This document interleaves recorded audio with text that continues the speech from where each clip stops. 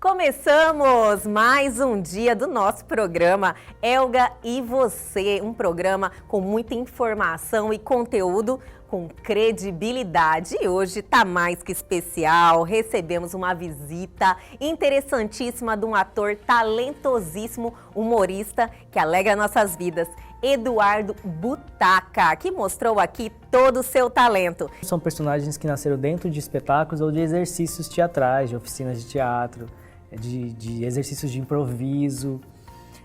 Então eles têm essa característica bem teatral, exagerada. Então não saiam daqui, porque o Elga e Você está apenas começando.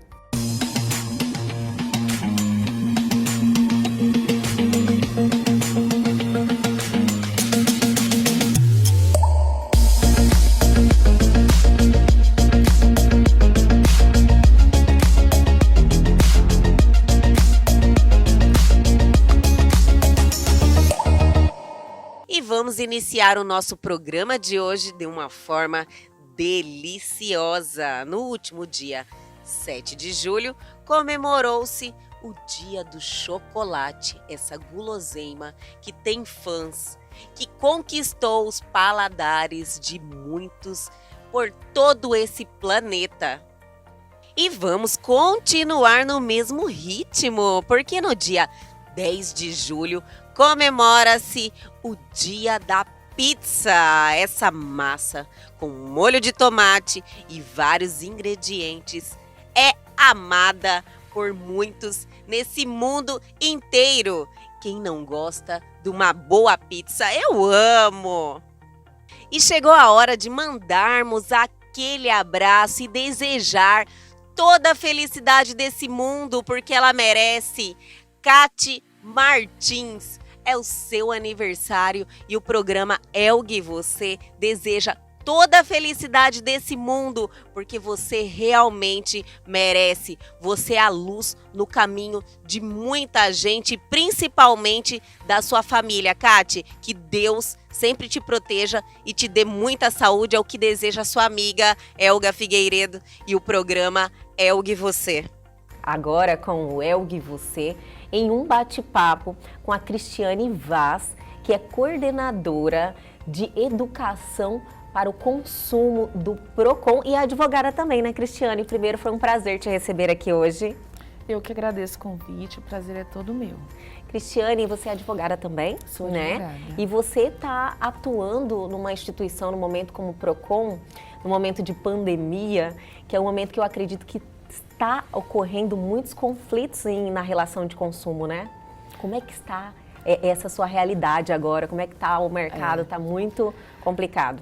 Na verdade, existe, né, um desequilíbrio e em um momento em que nunca se precisou tanto ter equilíbrio, né? A relação de consumo, ela precisa ser harmônica. Então, necessariamente, as partes envolvidas nessa relação precisam dialogar. Então, o momento exige que as partes dialoguem buscando um meio do caminho para que ninguém saia dessa pandemia excessivamente prejudicado. O que acontece mais, as pessoas geralmente olham o seu lado e a sua necessidade no momento. Exatamente. Né? E hoje eu acredito que nós temos que exercitar olhando para o outro também. Né, que Com todo certeza. mundo está tendo o seu momento de prejuízo, né, independente da pessoa querer, né, Cristiane? Exatamente. No contrato de consumo, ele exige que as partes elas tenham boa fé, né? Então a gente parte desse princípio. Tanto o fornecedor quanto o consumidor, quando eles aceitaram aquele negócio, eles estavam imbuídos de um sentimento, né, de uma expectativa de se desenvolver, de se conquistar aquilo que era o objeto do contrato. Sim. Hoje, ao contrário do que a gente militava na rotina, um ou outro deixava de cumprir com a sua obrigação. E no momento, o que a gente percebe? É que ninguém deu causa. A causa, ela veio fora das partes. Hoje nós estamos falando de uma pandemia que não estava prevista em nenhum contrato. Ninguém podia, né, dentro da teoria da previsibilidade, ninguém podia imaginar que viveríamos esse momento. Então é necessário que a gente tenha parcimônia, equilíbrio, buscar o fornecedor entender que é um momento de dificuldade, mas que ele não pode onerar excessivamente esse consumidor, uma vez que ele não prestará o serviço pactuado. Por outro lado, o consumidor, ele tentar entender também que esse fornecedor não vai conseguir prestar o serviço contratado, não é porque ele não quis, e aí a gente tem que ter opções. A primeira coisa que se pensa, não quero mais, rescindir, quero todo o meu dinheiro de volta, né? É isso aí. Quando a gente fala de contrato, a primeira coisa que vem na cabeça do consumidor é aquela frustração de não poder receber e vamos rescindir o contrato, não quero pagar multa, uma vez que não fui eu que dei causa, Sim. e eu quero meu dinheiro de volta. E, na verdade, o que a gente orienta é, calma. O que você contratou tinha uma data prevista, mas será que não é possível que esse serviço seja prestado numa outra data? Esse fornecedor, aí o fornecedor também tem que ter essa capacidade de se reinventar e criar alternativas. A rescisão ela é possível e ela vai acontecer, mas ela não é a única alternativa. É importante que o fornecedor ele apresente alternativas de resolução para o consumidor. Eu entendi. Quais são as medidas que vocês têm adotados nesse momento, principalmente em alguns segmentos? Por exemplo, no segmento de eventos, tem uma medida provisória que respalda os produtores de eventos, né? Na não necessidade imediata de devolução, em caso de cancelamento do evento tem um prazo. Sim. E os outros segmentos também, como é que está funcionando? A medida provisória, ela veio para tentar minimizar os prejuízos imediatos, né, das empresas de eventos e fez a previsão de que essa empresa, em caso de ressarcimento dos valores, ela tenha 12 meses. Né? Um prazo confortável, né? Mas tendo essa expectativa que logo essa pandemia cesse, né? Exatamente, mas vamos dar um exemplo, por exemplo, do contrato de turismo. Contratei um pacote de viagens, mas esse pacote de viagens, ele continha hotel, ele continha aéreo, né? Sim. Mas eu não vou poder fazer essa viagem agora. Que é questão de datas, né? Exatamente, mas será inviável. que no ano que vem eu não posso fazer essa viagem? Então, são as alternativas que eu acho que a empresa precisa estar preparada. Porque esse consumidor, ele não vai viajar só agora. Esse consumidor, é importante fidelizar. Então, as empresas precisam estar atentas a isso. Quando ela apresenta alternativas, né? Olha, eu dou um plus, você vai se hospedar no hotel mais luxuoso, no hotel melhor, em outra data, né? Sem pagar, sem ter ônus, né? Nenhum ônus a mais. Sim. Então, eu acho que a partir daí, o consumidor, ele vai falar, não, esse fornecedor, ele, embora ele tenha tido problemas, mas ele se esforçou para me manter, né, na cartela de cliente deles. E Com aí, certeza. então, por isso que nós orientamos. O primeiro passo é conversar. E aí você abre o leque de possibilidades. Quais são as possibilidades? Esse serviço, de fato, não poderá ser mais prestado. Então, vamos dialogar. Como que esse fornecedor, ele poderá te ressarcir? Ele precisa desses 12 meses? Às vezes ele não precisa. Às vezes ele consegue fazer isso em menos tempo. Esse fornecedor, ele precisou despender ele teve alguma despesa para cumprir o seu contrato? Porque isso também tem que ser considerado. Às vezes o consumidor, muito embora ele não queira pagar multa, ele não vai pagar multa, mas nós não podemos desconsiderar que o fornecedor já pode ter tido despesas para cumprir com o contrato dele. Que é o que acontece muito. Exatamente, esse contrato ele pode não ter sido 100% cumprido, mas parcialmente ele já foi. Então, é importante que se analise caso a caso. Nunca vivemos um momento em que não dá para analisar, por exemplo, as mensalidades escolares, contratos escolares, não dá para analisar e passar uma régua e colocar todo mundo num pacote.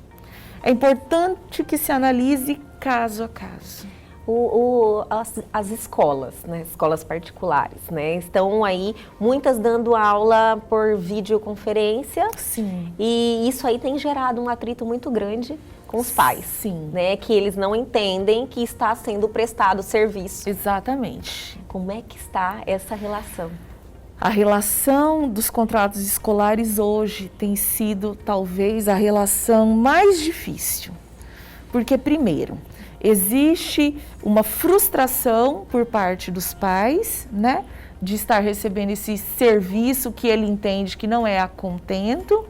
Por outro lado, existe a escola que não estava preparada para fazer essas aulas virtuais, então nós temos que pensar que a escola não tem contrato de professores, tem contrato de manutenção. Que ela tem que manter e também, ela, né? para conseguir manter esse serviço, inclusive virtual, ela precisou fazer investimentos que também não foram previstos.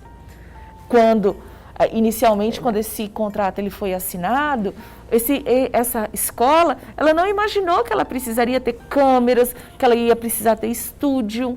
Isso não pode ser ignorado. Por isso que é necessário que se haja uma conversa. Então, qualquer legislação, qualquer decisão linear, ela poderá ser injusta com alguém, com alguma das partes. O ideal é que a escola apresente a planilha de custos. O PROCON ainda está aguardando a manifestação do Conselho Estadual de Educação, que ainda não se manifestou.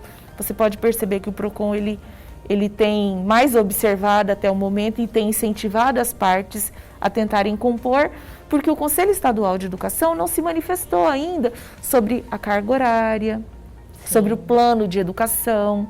Porque só depois disso é que nós vamos saber, essa escola, ela vai ter condições de cumprir com um contrato que ela firmou com os pais? Porque o simples fato de ter mudado a modalidade pactuada, que era de presencial para virtual, isso já está autorizado pelo Ministério da Educação. Então, teoricamente, nós temos um contrato que ele é válido e está vigente. Então, necessário que se tenha parcimônia. Às vezes a gente ouve falar que tem muitos pais que estão conseguindo liminares, né, na justiça para suspender esse pagamento. Isso aí procede? Então, eu não sei te dizer como que está essa discussão em âmbito judicial. A nossa orientação é que o consumidor não judicialize nada agora. Tente porque administrativamente, né? Administrativamente, porque primeiro, ele tem um contrato que está em vigência e que essa empresa contratada, no caso a escola, ela tem um prazo para executar esse contrato. Então, embora a gente pague a mensalidade por 12 meses, existe uma confusão. Os consumidores, eles precisam entender que quando eles contratam uma escola, uma universidade, existe um valor global naquele contrato. Então, a minha filha está no 5º ano e eu vou pagar X. A escola me permite, ali na nossa pactuação, que eu pague em 12 vezes. É por isso que eu pago julho, é por isso que eu pago dezembro, porque eu parcelei o valor daquele contrato. O valor total do serviço. Exatamente. Então, não é que as pessoas não olham dessa forma. As pessoas acham que estão pagando por mês, entendeu? E não é igual a academia. Sim. Na regra, né? A academia você paga mensal e no dia que você não quer mais, parou, pronto. Exceto algumas academias que tem aquele plano anual, trimestral, mas na regra você paga a mensalidade mês a mês. Sim. Serviço educacional não é assim. Então eu tenho um contrato de 12 meses, né, a vigência, e essa empresa ela tem 12 meses para me prestar esse serviço. Então eu preciso ter calma. Um outro ponto. Se eu vou lá e tiro o meu filho da escola particular, eu não vou poder deixar meu filho fora da escola. Porque existe, né, obrigação, é obrigatório. Exatamente. Essa é uma parte que eu quero saber que como é que está funcionando, porque eu já ouvi muitas pessoas falando que vão tirar. Algumas pessoas do meu círculo de amigos já me fizeram esse questionamento. Eu acho que não compensa, eu já estou dando esse ano como perdido. Tudo bem.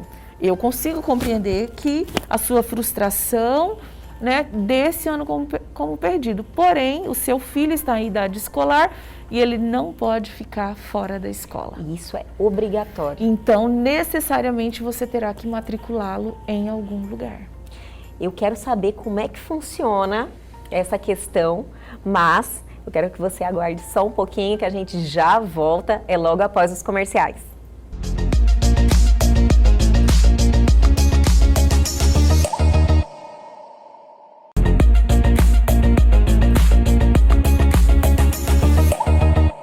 E voltamos agora, estamos aqui nesse bate-papo muito informativo com a Cristiane Vaz, do Procon. E olha, Cristiane, nós paramos aqui numa situação que da questão assim escolar, que está sendo muito, está havendo muitos conflitos, né, nessa Sim. relação. E a questão do filho não poder ficar fora da escola. Como é que está funcionando isso? Como nós temos, né, uma lei de diretrizes, como nós temos no Brasil uma determinação de que as crianças acima de 7 anos precisam estar matriculadas, hoje eu não posso simplesmente concluir que o ano está perdido e tirar o meu filho da escola. Ele necessariamente tem que estar matriculado, ainda que na rede pública. Nós não tivemos nenhuma decisão a nível de governo federal, estadual, de que o ano letivo se encerrou. Então, enquanto nós estivermos com o ano letivo transcorrendo, essa criança necessariamente precisa estar matriculada. E os pais podem ser penalizados em razão... Por essa retirada, né? Exatamente. Então, o primeiro ponto é esse. Com relação às insatisfações que podem estar acontecendo em razão das aulas virtuais. O que é necessário? A gente precisa aprender a conversar. Então, eu estou insatisfeita? A primeira coisa, eu preciso ter empatia. Não sou só eu que estou na pandemia. A escola também está, aquela professora que tem se esforçado, porque não deve ser fácil, né? Você está numa sala com 40 alunos e ali você dialoga, ali ele ergue a mãozinha e tira a dúvida. Você muda toda a sistemática, E aí né? você está de outra forma tentando adivinhar as dúvidas que os seus alunos podem vir a ter para tentar responder ali sem que ninguém te questione. Então os nossos professores também estão vivenciando uma nova realidade. Mas saindo do campo da empatia, nós vamos para a satisfação de conteúdo. Sinto que o conteúdo ele está insuficiente. Eu devo entrar em contato com a escola, mandar um e-mail, preferencialmente que tudo seja por escrito. Vou entrar em contato com a coordenadora pedagógica, vou relatar a minha insatisfação. Às vezes a insatisfação não é só minha. Às vezes outros pais vão sugerir, a gente tem que aprender a não apresentar só problemas. Olha, eu tenho uma sugestão, meu filho aprende mais desta forma. Problema e solução, né? Exatamente. E aí ali, agora, o que é importante? Cheguei na escola, conversei, dialoguei, e a escola falou, olha, Cristiane, eu percebo que, né, tá todo mundo com dificuldades, a Cristiane perdeu o emprego, a Cristiane teve o salário reduzido. Aí vamos olhar para o lado dos pais, que nós também estamos vivenciando uma situação de pais que estão no home office, com salário reduzido, ou perderam o seu emprego. Sem condições mesmo. Então, Cristiane, eu consigo te dar um desconto, consigo melhorar para mim e para você. É isso que a gente precisa nesse momento. Tipo, tentar deixar continuar a roda girando, né? Exatamente. Nós precisamos entender que nós vamos superar, nós vamos passar por essa tempestade e lá no final, o ideal é que todos nós estejamos vivos, bem e inteiros. Então, quanto menos empresas quebrarem, né, quanto menos empresas decretarem uma falência, melhor para todo mundo. Por quê? Porque ela vai estar ali empregando pessoas, gente, né? Ajudando aí a continuidade do setor comercial. Então, nós precisamos ter empatia e nós precisamos nos sentir responsáveis por todos, né? Isso é verdade. Hoje, quando a gente usa máscara, é bem essa relação que a gente precisa. Às vezes eu não estou pensando em mim, eu estou pensando em você. Eu uso máscara para me proteger e eu uso máscara para te proteger. Certeza. Né? Então, a gente precisa esse ressignificar. Isso tem, assim, que ser ressaltado, né? Sim. Esse sentimento de a gente começar a não só olhar para os seus problemas, mas olhar que todo mundo está aí numa situação de adversidade. Nós complicada. precisamos entender que não existe mais voltar ao normal. Nós precisamos estar prontos para um novo normal. Isso não significa que será ruim. Sim. Né? Um novo normal, ele significa que aquilo que nós tínhamos, nós não teremos mais, mas não significa que é para pior. Né? Nós precisamos ter essa esperança, essa expectativa de que todas essas dificuldades nos fará pessoas melhores. E como a gente consegue atingir isso? Ser melhor, quando a gente consegue manter um padrão de relacionamento, um padrão de normalidade, um padrão de respeito. Eu não posso só não querer sair prejudicada. Eu preciso entender, a cada prejuízo que eventualmente eu venha a ter, olhar ao meu redor e perceber que eu não sou a única e que existem pessoas numa situação muito pior. Com certeza. Mas ter alguém de uma instituição como o PROCON, eu acredito que não só você, como todos que estão lá atuando diariamente, estão com esse pensamento, aplicando isso e passando isso para as pessoas, vai realmente harmonizar essas relações, né? Porque, infelizmente, as pessoas costumam olhar mesmo para o seu próprio problema. Com certeza. E teve algum aumento de procura? Na verdade, a gente tem tido muitas indagações, né? Com relação aos contratos, às relações educacionais, passagens aéreas, muitos consumidores que tiveram o seu voo cancelado, não foi nem o consumidor que pediu cancelamento, a própria empresa aérea, principalmente internacional, porque a gente sabe que essa realidade da pandemia, ela não é local, né? Ela é internacional. Todo. Então, o que a gente continua insistindo? Não é que o consumidor não tem direitos, mas ele precisa tentar, minimamente tentar, encontrar um ponto de equilíbrio, aonde tanto o consumidor quanto o fornecedor, ele consigam manter aquele contrato ou ajustá-lo de uma forma que seja favorável para os dois. Com certeza. Existe algum informativo, algum veículo de comunicação do PROCON, que as pessoas possam buscar mais essas informações? Nós temos o nosso site, que é o procon.mt.gov.br, e nós temos o telefone 151, que o consumidor ele pode entrar em contato para tirar as suas dúvidas. E uma última dica é que, havendo um diálogo, havendo um ponto de equilíbrio, que eles consigam ajustar, coloquem isso por escrito. Hoje em dia você falou N vezes aqui, colocar as coisas no papel. Exatamente, colocar no papel. Isso aí ampara no futuro? Com certeza, quando as coisas se normalizarem, né? Quando for sentar realmente para discutir essa relação. Se eventualmente, né, nós entramos num acordo, e isso é válido, o nosso acordo ele é válido, e é por isso que ele precisa estar por escrito. E se lá na frente, né, qualquer das partes, fornecedor ou consumidor, quiser questionar, quiser consultar, ter certeza de que foi exatamente aquilo que foi avançado, é importante ter por escrito. Então, todas as relações elas precisam ser dialogadas, mas chegando-se a um ponto de equilíbrio, redige, escreve. O PROCON ele é um órgão conciliador. Sim. A princípio, o que nós tentamos é conciliar. Não sendo possível, aí nós fazemos a análise técnica, no caso dos processos administrativos, né? Nos processos administrativos, o consumidor ele reclama, existe essa primeira etapa na tentativa de conciliar, de entrar num acordo. Não sendo possível, nós faremos a análise técnica. Aí é reclamação e lei. Se a reclamação está em desacordo com a lei, a gente multa. e aí esse fornecedor ele é sancionado por Então, tem uma descumprimento da sanção lei. através do PROCON, não é só judicial, então, que viria a Não, sanção. existe uma sanção e uma é a multa, sanção no caso. que é a multa, que não é pouco. Então, isso é importante considerar.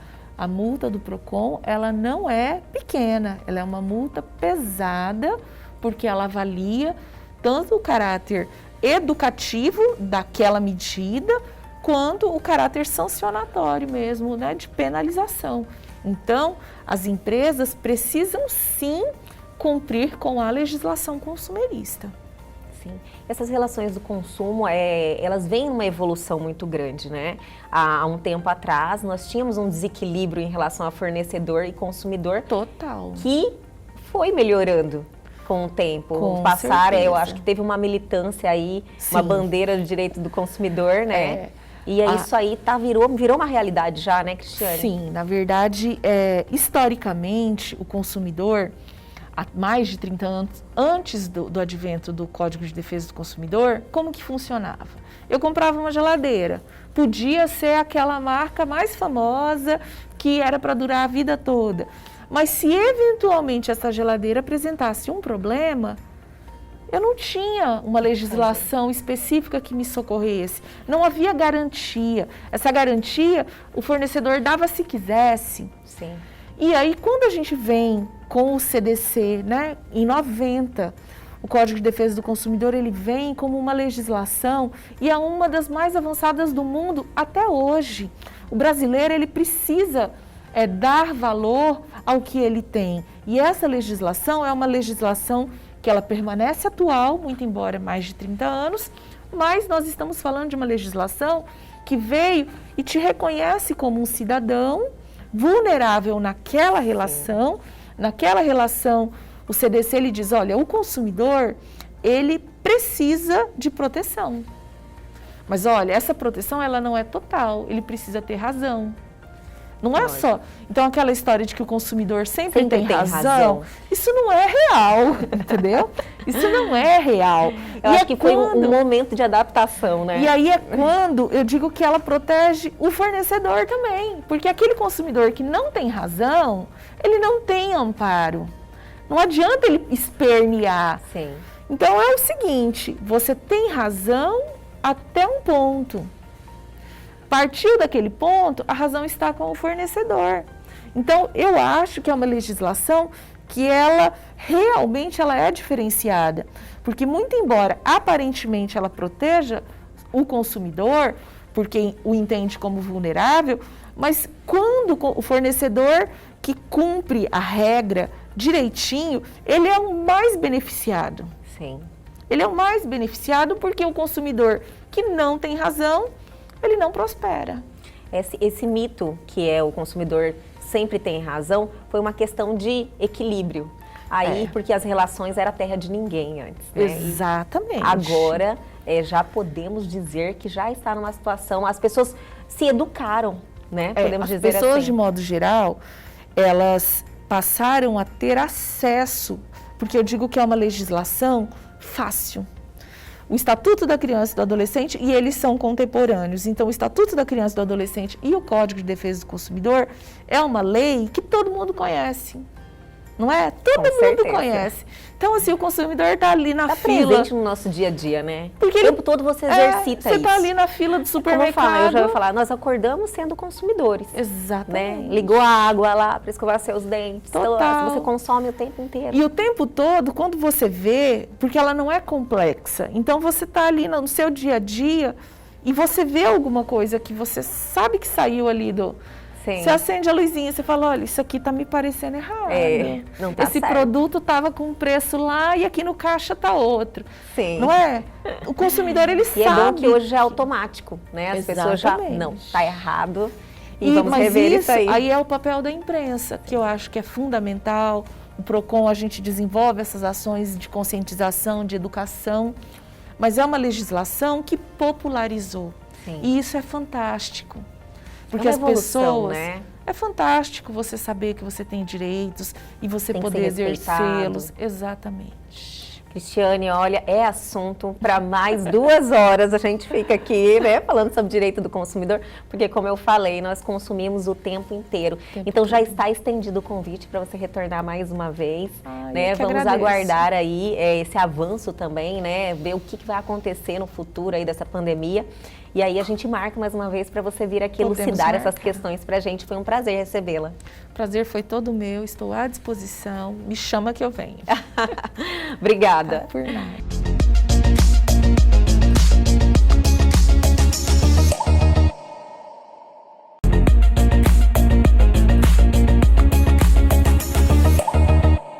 E voltamos, e o Elga de hoje está assim sensacional, que estamos recebendo uma pessoa fantástica, que é Eduardo Butaca. Quem não conhece, senta aí que vale a pena conhecer, gente. Eduardo, olha, muitíssimo obrigada, é um prazer imenso estar te recebendo aqui hoje. Eu que agradeço o convite, Elga, a equipe aqui do programa, você é de casa, obrigado por me receber e oportunizar esse bate-papo aqui, que eu acho que vai ser muito gostoso. Eu virei sua fã, eu fiquei assistindo, quem me apresentou foi um parceirão seu, que foi o Thiago Mourão. E aí eu fui dar uma olhada no trabalho do Eduardo e realmente você é sensacional, é um talento. E eu gostaria muito de conhecer a sua história, que você contar a sua trajetória, como é que despertou isso em você? Ah, que ótimo. A minha trajetória do Thiago, ela se confunde muito, porque a gente já está há mais de 10 anos dividindo palco juntos, fazendo projetos para o audiovisual. Hoje nós somos sócios assim, dos nossos espetáculos, né? Mas eu comecei por um outro caminho que o Thiago, né? Eu comecei na escola técnica no ano de 2003. Eu passei pela escola técnica também. Sabia que tinha mais alguma coisa aí. Eu falo que escola técnica é meio maçonaria. Você bate o olho pra pessoa e fala assim, você estudou na escola técnica, né? É uma irmandade. Maravilhosa, é maravilhosa, né? Então, pra mim foi um divisor de águas estudar lá, porque foi o meu primeiro contato com o teatro da forma mais profissional, mais profissionalizante. Eu fui aluno do professor Gilberto Nasser. Maravilhoso, grande Gilberto. Um abraço, Gilberto, fantástico. Abraço, Gil. E lá dentro da disciplina de artes, você estudou lá, você sabe, a gente podia escolher a modalidade. Então tinha teoria musical, banda, teatro, artes plásticas. Coral. Coral. Eu fiz coral. Ah, tá escondendo o ouro aí. Aí eu primeiro optei por artes plásticas, depois eu mudei de habilitação e fui para teatro. A convite de um amigo que falou, não, vai me ajudar, e até o grande festival da escola, que era o Fest Anima. É verdade. E envolvia e mobilizava a escola toda. Ele falou, não, entra pelo menos para me ajudar. Se você não estudar, não mudar de habilitação, você não pode se inscrever no festival para me ajudar. Aí eu mudei por conta dele. Nossa. Aí eu vi a enrascada que eu tinha entrado, porque dava uma trabalheira e Gilberto era super severo, exigente, queria um padrão de qualidade. Eu falei, gente, mas eu só achei que a gente só ia brincar. Eu sei que tudo tão sério, né? Tudo. Ali eu comecei a perceber que o humor é uma coisa muito séria. Verdade. Ele é sério desde a disciplina que você precisa ter nos ensaios, em escrever, com o próprio assunto com que você vai fazer piada. Né? Você não pode fazer piada sobre tudo. Tem a liberdade de expressão sim, mas a gente tem que responder pelo que a gente fala também, não é? Isso é verdade. Então, ali eu comecei a perceber, claro que ninguém nasce desconstruído, né? Já fiz muita piada que hoje eu não faria. A gente vai aprendendo, vai amadurecendo. Mas eu comecei ali. E de lá pra cá eu nunca mais parei. No festival que eu participei com o espetáculo Alienada Eu, era uma comédia. Nós ganhamos o prêmio de melhor espetáculo do júri popular, nós fomos os azarões do festival, assim. Primeiro espetáculo, primeiro festival, já ganhamos o prêmio, a nota que o público dá. Nossa. E nós concorremos a outras categorias técnicas, mas nós perdemos todas, só ganhamos júri popular, só não, né? Primeiro o principal. E ali, eu percebi que eu queria falar com o público, eu queria fazer espetáculo pro povo, sabe? Eu queria cada vez mais entender, me conectar. Então, eu de lá para cá estreiei outros espetáculos, aí eu conheci o Thiago na faculdade, me formei em comunicação, e aí eu convidei o Thiago para substituir um ator nesse mesmo espetáculo. E ele entrou, de lá para cá a gente escreveu juntos e atuou em Segredos do Liquidificador. Nós fizemos o Cavalo Transparente, As Bruxas de Oz, que são musicais. Nós fizemos... eu dirigi ele em Histórias de Pescador. Ele me dirigiu em Se Perguntarem Não Fui Eu, que é o solo que eu faço. Thiago, para mim, assim, além de ser um amigo, um irmão, eu admiro muito ele como artista e eu me sinto muita vontade quando eu tô com ele em cena ou com algum projeto, porque é só olhar assim, eu já sei o que eu tenho que fazer. Né? Existe. Tipo, pessoas que vocês conseguem ter uma sintonia que entende só no olhar e as coisas fluem melhor, né? Sim, assim como colegas de cena, como próprios diretores, assim, eu já fui dirigido por diretores que eu não fiquei nem um pouco à vontade, não era nem culpa dele, ele não estava fazendo nada demais, é só de eu não conseguir, parece que eu não conseguia dar o meu melhor porque eu me sentia travado. E já tem diretores assim que quando eu vou trabalhar em comerciais e tal, que eu deito e rolo, eu me sinto tão aí eu gosto mais do resultado. Porque Sente à vontade. E acontece bastante isso, porque quando nós começamos a ver de perto o seu talento, a gente acredita que para você é tudo tão fácil, né? Eu assisti vários vídeos e eu quero apresentar aqui vários vídeos seus. E eu falei, nossa, parece que é uma naturalidade, algo... A gente quase acredita que você é assim, sabe, o tempo todo. Fim do ano chegou e é claro que estão pensando como eu vou passar a virada do ano. Ai, que look usar. Ai, não sei o que eu fiz, não sei onde eu vou. Olá! Hello, olá, salam aleikum. Ai, é foda ser poliglota. É claro que a Diva Amor não ia poder virar o ano sem deixar com vocês os conselhos. Então vamos lá? Anota aí. Look pro Réveillon. Que tal você tirar aquele caráter que tá escondido lá no fundo do seu armário, hein? Que você não usa faz tempo. O que você acha de passar o ano todo com caráter? Aí vira seu guarda-roupa, sabe? Seus baús e tira aquela confiança, aquela autoestima que o seu ex levou embora. O que você acha?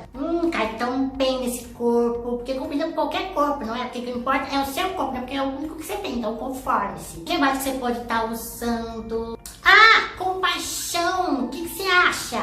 Compaixão e empatia. Uma sombra assim, repleta de compaixão para você poder olhar pro outro com mais empatia. Beijos de luz. Eu passo por isso constantemente das pessoas quererem que me encontrem no supermercado e fala pra mim, faz a voz da Penélope. e é claro que as personagens têm muito de mim, né? E eu tenho muito delas também. Às vezes eu tô conversando com amigos, aí eu falo de algum jeito assim, mas é uma beleza. Nossa, você falou igual a professora Geisa. Eu falo, porque eu sou eu. É um pouco de você se doa um pouquinho, sim, né? A gente se doa, a gente empresta dos outros, a gente rouba sem avisar. Tem muita gente que me inspirou que nem sabe. É verdade. Mas o seguinte, nós estamos num momento que ninguém imaginou que iríamos nos encontrar numa pandemia que mudou aí a vida de muitos. Eu sei que vocês tiveram uma migração para o digital que, conseguiram dar sequência, né? Que a gente tem o prazer de assistir vocês no Instagram, no YouTube, no Facebook, que são plataformas que dão essa proximidade. Porém, como eu te falei há um tempinho, vocês vivem da aglomeração, do show, do espetáculo. Como é que tá isso para você agora? Olha, a gente ainda está nesse processo, é tudo muito novo e as coisas estão acontecendo de uma forma muito rápida. Esse processo, como você falou, é da migração de uma plataforma, né, que é a do teatro para o digital. Ele já vinha acontecendo, já era um fenômeno que já vinha ocorrendo, mas a pandemia acelerou de uma forma que nem todo artista conseguiu acompanhar ou está conseguindo. Então, assim, muito artista está tendo que se adaptar a duras penas e muitos estão... Assim, isso impacta na economia do artista. O artista de rua que vive do seu trabalho, está passando necessidade. Tá um setor judiado, né? O setor de entretenimento, de arte, de eventos, assim, ele é o mais prejudicado. Sim. E é um setor que movimenta bilhões da economia. Então, a gente tem que também levantar esses números para a gente legitimar o nosso trabalho. E eu e o Thiago, nós já havíamos percebido essa migração. Os serviços de streaming, né? Você vê YouTube, Netflix. Sim. O tempo ficou muito precioso. Demais. E o teatro, ele não é um produto simplesmente, ou ele também não é um serviço, ele é um contrato. Ele é um contrato onde eu troco o seu tempo, sabe? Pelo meu. Eu marco um horário, você tem que chegar naquele horário, a sessão vai começar, eu não te espero. A gente está ali em comunhão, então é um evento social, é uma aglomeração. É uma aglomeração. O teatro a gente costuma dizer que é a arte do agora, é o presencial. E acabou a peça, todo mundo vai embora. E o streaming não, você começa a assistir um filme, você cansou, você pausa, você vai fazer sua comida, você volta, você continua. Então essa é a grande, como eu diria assim, essa é a grande sacada ou até vantagem que ele tem perante o teatro. Porém, o teatro tem uma coisa que nenhum serviço desse vai substituir, que é a experiência. É verdade. Experiência. Você está ali... É único, né? Não, é único. É único. Ele nunca se repete. Você pode assistir a mesma peça 10 vezes. Ela é diferente. O que aconteceu, aconteceu ali daquele jeito, naquele momento. Sim. Isso é verdade mesmo. É uma experiência única o teatro. Eu e o Thiago já havíamos sentido assim há um tempo atrás falta de ter presença digital, porque as pessoas iam assistir nosso espetáculo e elas falavam assim: eu procurei vocês, eu não achei nada de vocês, nenhum vídeo, eu queria mostrar para fulano. A gente falou: Thiago, a gente precisa começar a trabalhar mais a gente nas redes. Então perceba, depois houve um processo inverso. A gente começou a perceber que se antes as pessoas iam nos assistir, depois procuravam nosso conteúdo na internet, agora é o contrário, elas veem a gente na internet, depois elas vão assistir a gente no teatro. Ai, vamos assistir a peça daquele menino que tem aqueles vídeos da professora. Ai, vamos assistir aquele do Ailon, do menino do Big Lar. Então, assim, os hábitos de consumo, eles mudam e a gente tem que acompanhar. E é um reforço também, né? Você ganha braços para atingir mais pessoas, né? Sim. E é isso que acontece com o digital agora. Exatamente. Mas eu queria falar um pouquinho de cada um dos seus personagens. Eu já estou apaixonada por muitos, tenho certeza que vocês também vão ficar, mas é daqui a pouquinho, logo após o comercial, a gente já volta. Tô aqui de madrugada pensando que eu não consigo dormir. Culpar o Pedro que arrumaram hoje na escola. Tudo isso porque a lindeza, a belezura, resolveu pegar a tesourinha e cortar o cabelo das outras lindezas. Resolveu fazer a jaça, Celso Camura na sala de aula. Aí o que fez? O pai e a mãe vieram matando a professora na escola. Falou que a culpa é minha, porque eu tenho que ficar olhando o que elas estavam fazendo com a tesoura. Agora eu tô lá passando atividade, passando as coisas pedagógicas pra pessoa aprender. A outra tá fazendo o quê lá? Salão de beleza com as coleguinhas. Cortou o cabelo, cortou a franja das bonitas. Ficou tudo parecendo um monte de potira, um monte de crococá. Agora eu vou cuidar de cabelo dos outros. Eu tô cuidando nem do meu cabelo, olha isso aqui. Tá tão seco que eu olho meu cabelo e me dá sede. Eu tenho que ficar olhando o cabelo das belezas. Você manda um recadinho na agenda pro pai e pra mãe, pra falar que o aluno não tá aprendendo, que tá com dificuldade de aprendizagem. Não vem na escola. Finge que não viu, que não leu, mas se cortou o cabelo, aí aparece. Aí vem tudo, gosta. Ai, diz que a mãe falou pra mim, ai, porque ela vai ser daminha de honra no casamento. O problema é seu, que vai ser lindeza.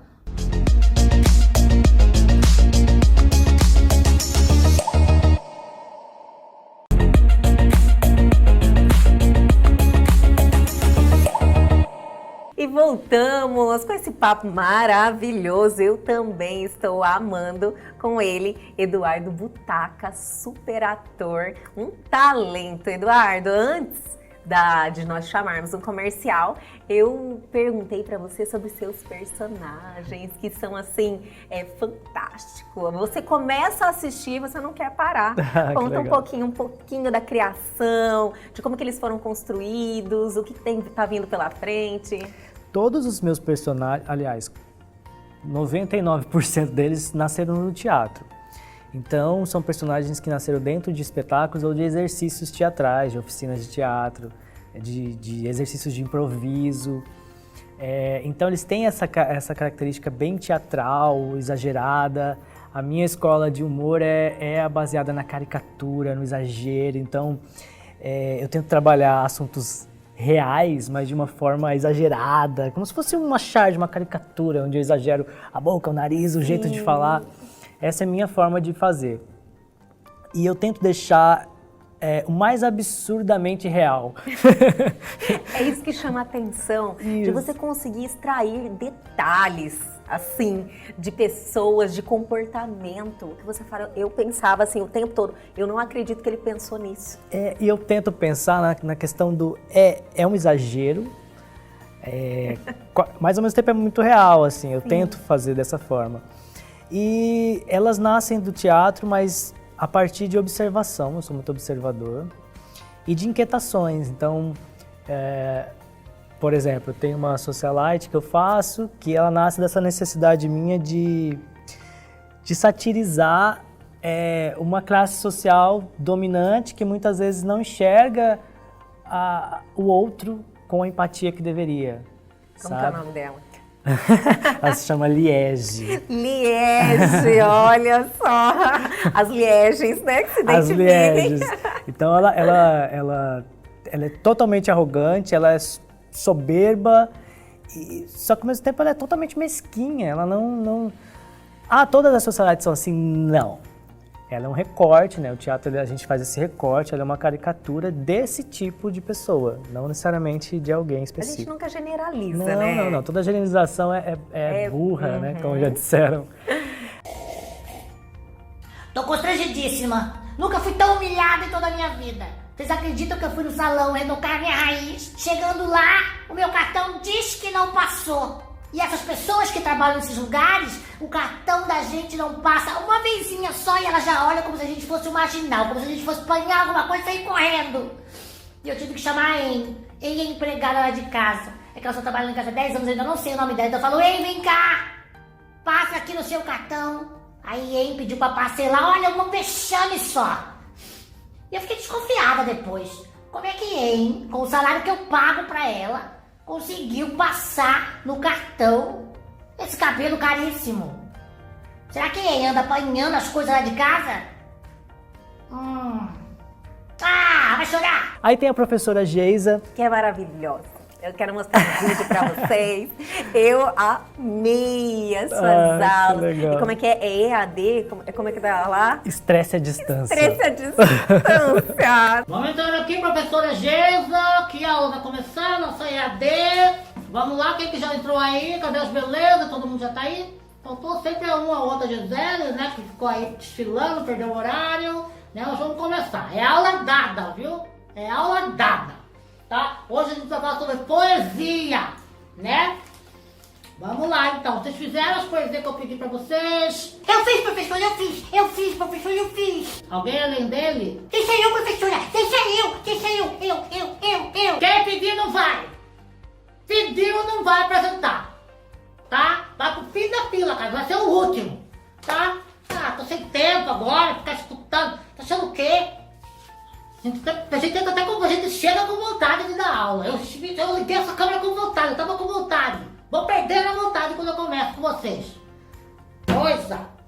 Nossa, como é que você teve essa ideia? Então, a professora Geisa nasce da minha observação, do meu histórico escolar, observar as professoras. Muitas vezes eu era o aluno danado também, mas ao mesmo tempo, eu já fui professor, eu sou professor de teatro, eu já dei aula para criança, para 5º ano, para 6º ano, sou professor de arte. E assim, aí eu pude ver os dois lados da moeda. Como aluno, de enxergar aquela pessoa, aquela professora que você tem uma relação de amor e ódio com ela, porque a gente ama as professoras, mas às vezes elas são insuportáveis de chata. É verdade. Às vezes elas não te deixam fazer nada, elas gritam. E depois, como professor, observando o outro lado, outro ângulo, outro ponto de vista, e vendo os meus colegas, eu comecei a perceber que eu quis falar disso, de falar sobre...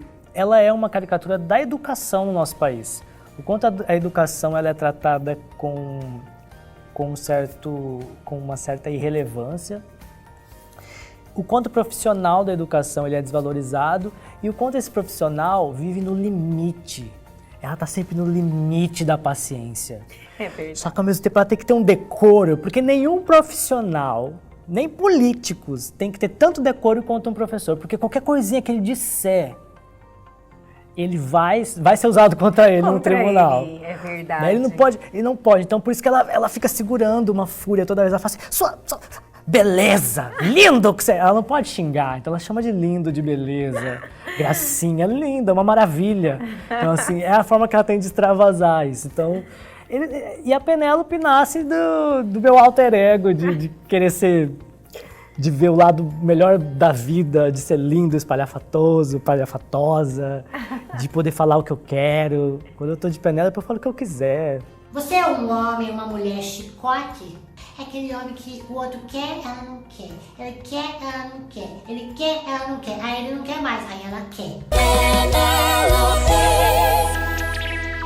Você é esse tipo de pessoa?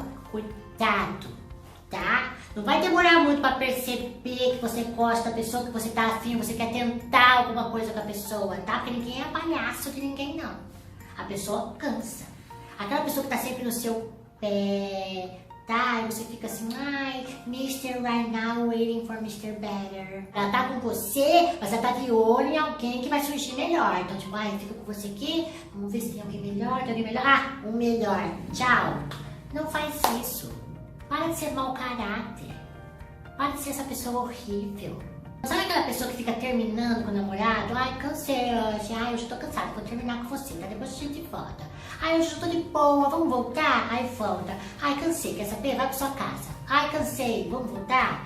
Ó, você não demora pra perceber que você gosta dessa pessoa. Não fica brincando com ela não, não fica fazendo chicotinho com ela não. Porque essas pessoas que aceitam tudo, tá? Essas pessoas que são muito tolerantes, quando elas vão embora, elas não voltam mais. É livre. É livre. Então a Penélope, ela é uma expressão da liberdade. Do feminino, do meu eu feminino, sabe? E os projetos para esses personagens? O que tá vindo por aí? Tanto no digital quanto no período pós-pandemia também, que nós temos que pensar porque vai chegar, e se Deus quiser chegar rápido, né? Vai sim. A gente não pode ficar esperando, né? Até porque a gente encontrar, fazer do limão a limonada mesmo e tentar encontrar oportunidades no meio dessa crise toda, sendo muito otimista, claro. Eu e o Thiago, a gente vai estrear um projeto, talvez já na próxima semana. Ai, que legal! Conta um pouquinho chama, também. É pro digital, se chama Crit News. Crit News. As notícias mais críticas, quer dizer, cretinas da semana. Não tem aí um spoilerzinho pra gente? Basicamente, a gente vai... É ao vivo, é uma live, é um formato jornalístico. Penélope Chodito apresentando. Senhor. Comentaristas de notícias. A gente vai pegar notícias que saíram na TV Pantanal, em outros jornais, vamos pegar as manchetes, a gente vai dar as principais notícias, só que de uma forma bem cômica. Nossa, tem certeza? De uma forma bem... Comentários bem cretinos. Cretinos. Crit News. E tem uma data já? Não tem uma data. A gente vai fazer o teste quinta-feira agora. Aí, dando tudo certo, a gente estreia provavelmente na próxima quinta. Olha que maravilha. Então, uma live. É uma live nesse formato jornalístico. A gente está tentando fazer uma coisa bem dinâmica. Vai ter um momento do Fala Povo, as pessoas vão poder entrar na live e comentarem junto com a gente a opinião delas sobre aquela notícia. Então a gente quer, é uma forma de falar do que está acontecendo, trazer assuntos políticos, polêmicos e ao mesmo tempo provocar essa interação.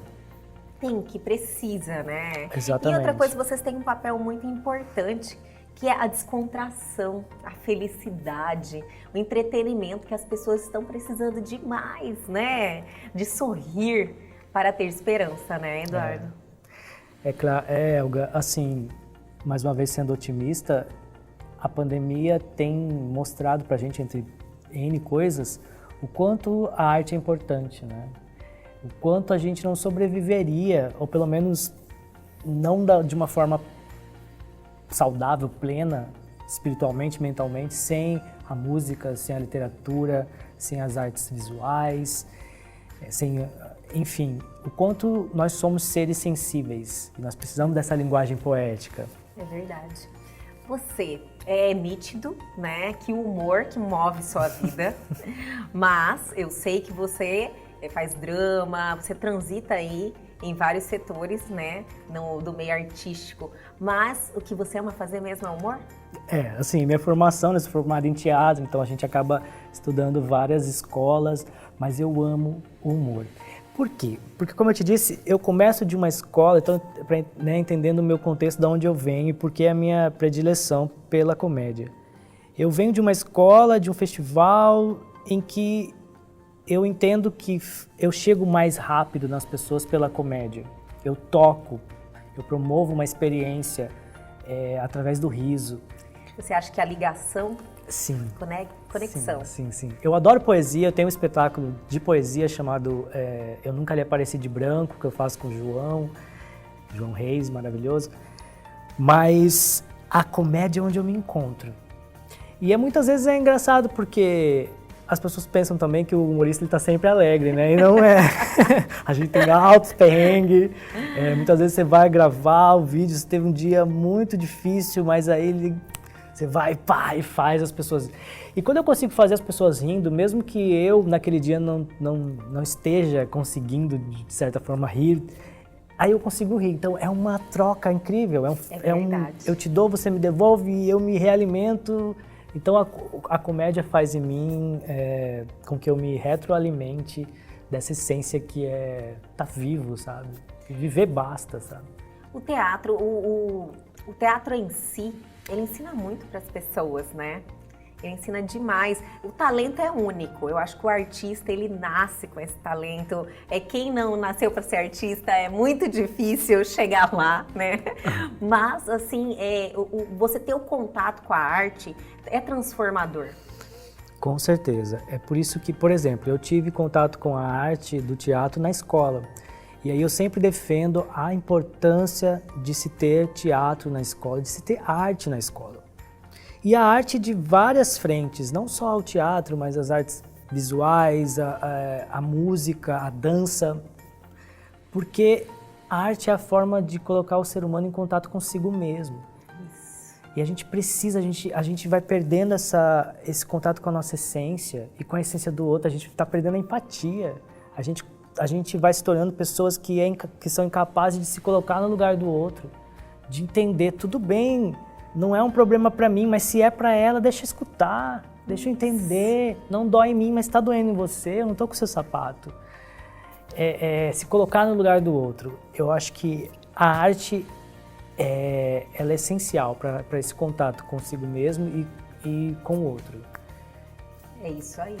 Eduardo, eu ficaria com você aqui o programa inteiro, não só eu tenho certeza que todo mundo, assim, realmente se apaixonou no Eduardo, vão se apaixonar nos seus personagens, quem não conhece, mas, assim, foi maravilhoso te receber e eu quero que você saiba que as portas estão abertas aqui e sempre que você quiser mostrar o seu trabalho, quiser mostrar aí o seu talento, que é muito, você está no caminho certo, nos presenteie aqui no Elga Você, viu? Opa, obrigado. Agradeço mais uma vez, Elga, a sua audiência, o pessoal que está em casa.